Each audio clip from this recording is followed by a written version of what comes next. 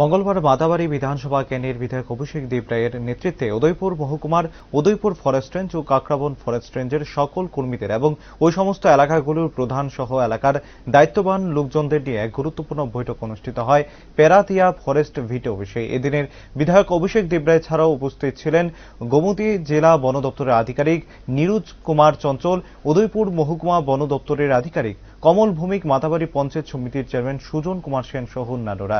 এদিনের এই বৈঠকের মূল উদ্দেশ্য ছিল যেভাবে বনাঞ্চলগুলো থেকে বনদস্যুরা গাছ কেটে বনকে তার অস্তিত্ব নষ্ট করে ফেলেছে তা কিভাবে রোধ করা যায়, পাশাপাশি আগামী দিনে বনাঞ্চলকে কিভাবে রক্ষা করা যায় তার জন্য পরিকল্পনা নির্ধারণ করা। উক্ত বৈঠকে কড়া বার্তা দেন বিধায়ক অভিষেক দেব রায়।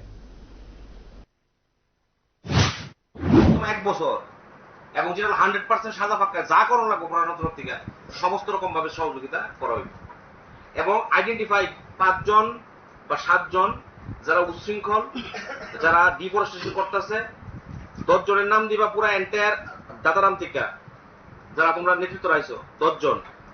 আমনে ওইখান থেকে 10 জনের নাম দিবেন যারা বিভিন্ন ইলিগাল অ্যাক্টিভিটিসের লগে যুক্ত আছে, বিভিন্ন কিছু করতেছে। এগুলো আমারে আগামী 7 দিনের মধ্যে আপনারা ওই অঞ্চল থেকে আপনারা 10 জনের নাম দিবেন। ইন ফিউচার যখন এরকম ধরনের কোনো গাছ কাটার বিষয় হইব, আমাদের যারা নেতৃত্বরা আছে ইনফরমেশন দিব, আপনারাও লগে লগে তারা হেল্প করবেন। আপনি কার থেকে হেল্প পাইছেন না, কোন লিডার আপনারা হেল্প করছে না, আমরা একটু জানাইবেন যে লোকাল বুথ প্রেসিডেন্ট আছে, প্রধান আছে, উপপ্রধান আছে, কারা হেল্প করতেছেন আপনারা, বা আপনারা যখন চাইতেছেন আপনারা সাপোর্টে কারা গাইতেছেন, এই রিপোর্টটাও আমরা জানতেই শেষ করতে